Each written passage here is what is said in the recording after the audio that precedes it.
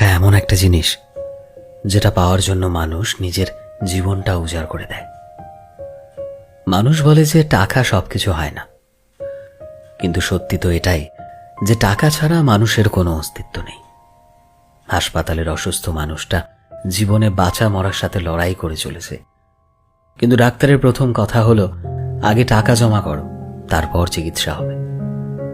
স্কুলে পড়লে টাকা, কলেজে শিক্ষা নিতে গেলেও টাকা, আর চাকরিতে সম্মান টাকার কাছে হার মেনে যায়।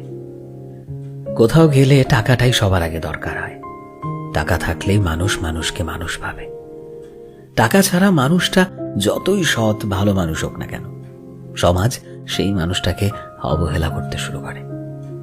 বাস্তব তো এটাই যে টাকা শুধু দরকারই হয় না, আজকের মানুষের প্রয়োজন হয়ে উঠেছে। যার কাছে টাকা আছে সেই ঠিক, সে সব থেকে বড়, সে সবচেয়ে বড় সম্মানের যোগ্য। আর যার কাছে টাকা নেই, তার সত্যিগুলোকেও সহজে মিথ্যে বানিয়ে দেওয়া যায়।